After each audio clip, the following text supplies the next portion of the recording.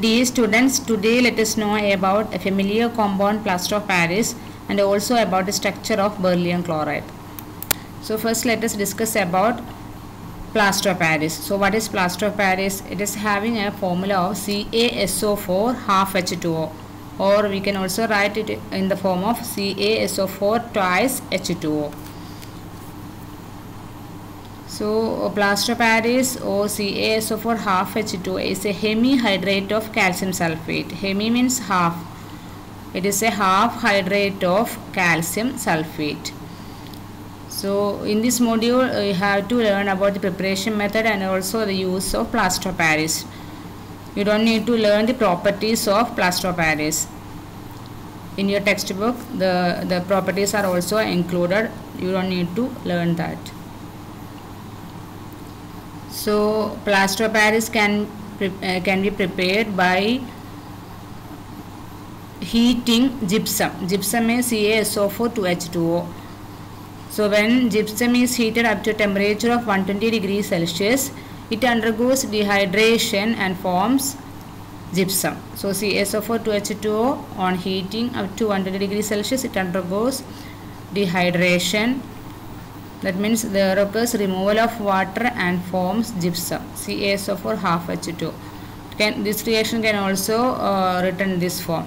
This double of this reaction, that is 2CaSO4 2H2O, on heating forms CaSO4 twice H2O plus 3H2O. This is the preparation method of plaster of Paris by simply heating gypsum up to a temperature of 120 degrees Celsius. Next we are going to discuss about the uses of plaster of Paris. Plaster of Paris is a white powder. When it is treated with water, it undergoes it will change into when plaster of Paris plaster of Paris is treated with water, it changes into gypsum and undergoes setting. So the setting process, setting means it will get hardened up by treating with water. So the setting process, that is formation of CaSO4 to H2O, rhombic CaSO4 to H2O, that plaster of Paris undergoes when treated with an adequate quantity of water and subsequent hardening process, that is a transformation to monoclinic CaSO4 to H2O, contribute the significant practical applications. So one of the important properties of plaster of Paris is that when it is treated with adequate quantity of water, it undergoes hardening process. It undergoes hardening, and therefore that is the main property of plaster of Paris, and this property is used for many applications. The slight increase in volume that occurs during the setting process causes the product to fill any mold completely, therefore producing an impression of the shape of the mold used. So when the white powder plaster of Paris is treated with water, we can mold plaster of Paris into any shape. That is the benefit of plaster of Paris, and the final product will undergo setting. So an impression of the shape of the mold will obtained finally. So the applications of or uses of plaster of Paris. First one, plaster of Paris is used in the building industry. So in building industry means we can use it for forming false roof. Nowadays we are using plaster of Paris for making false roof. False roof will project downwards, so it will enhance the beauty of roof. It is used in plasters, used in surgery, and for immobilizing fractured bones. That is a common use of plaster of Paris. It is used in surgery and also for setting fractured bones. We can use plaster of Paris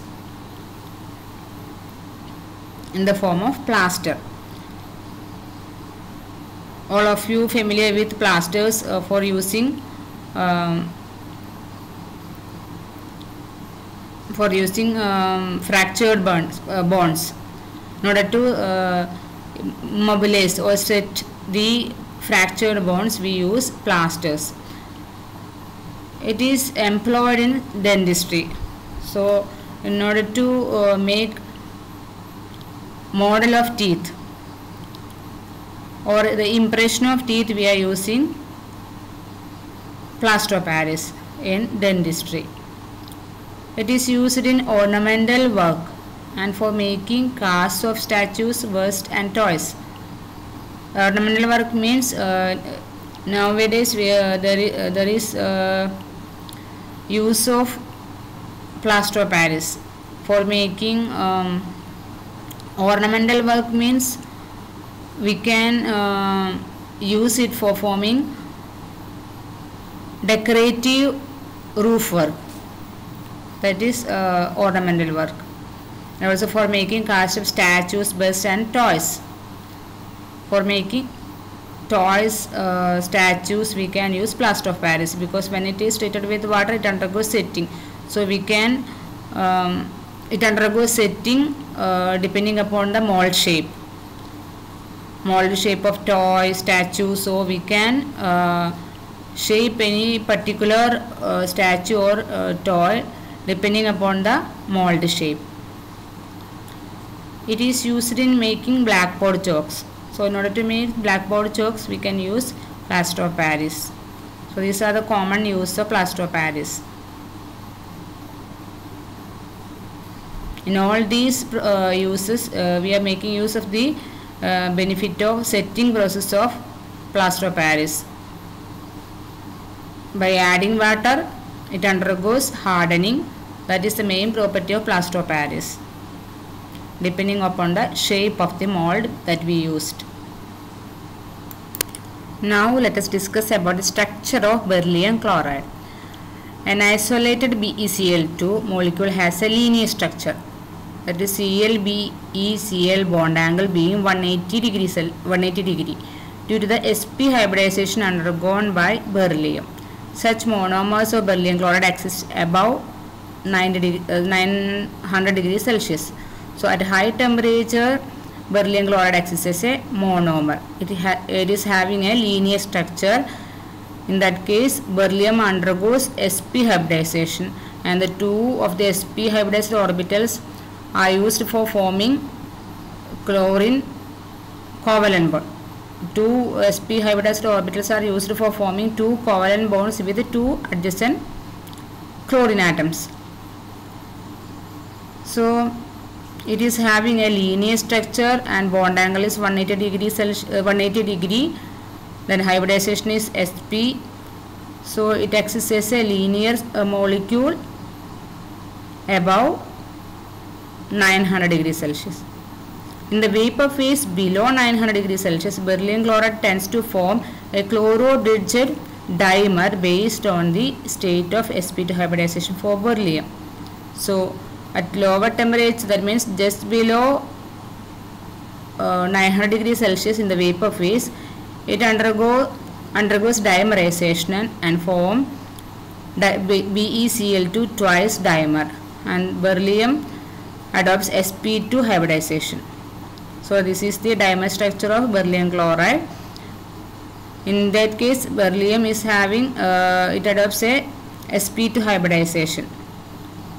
So below 900 degrees Celsius, beryllium chloride is having a dimer structure, and above 900 degrees Celsius, it is having a linear structure. That means above 900 degrees Celsius, a molecule will tend to exist as a single molecule. That means at high temperature, the dissociation of molecules will occur. So the bond between different molecules will lose due to high temperature. So dissociation occurs between molecules, so it can exist as a single linear molecule. This is also the same case this is the same case as in the case of aluminum chloride. In the case of aluminum chloride, it exists as monomer at high temperature, and at lower temperature it exists as dimer. This is also the same case. At high temperature above 900 degrees Celsius, it can access as a linear single monomer, but at temperature below 900 degrees Celsius it can access as a dimer. So this is about the structure of beryllium chloride. This is the structure of beryllium chloride in vapor phase. Now let us know about the structure of beryllium chloride in solid state. So the structure of beryllium chloride in the solid state is a polymeric chain. So beryllium chloride forms a polymeric chain in the solid state like this. The bonding can be regarded as one being based on sp3 hybridization undergone by beryllium. So in this case, in the polymeric chain, beryllium undergoes sp3 hybridization, and consequently the structure localized around each beryllium atom is an almost regular tetrahedron. So around beryllium there are 4 atoms. So it assumes a sp3 hybridization and it is having a regular tetrahedron structure. So this is the polymeric chain structure of beryllium chloride in the solid state. So beryllium chloride is having different types of structure.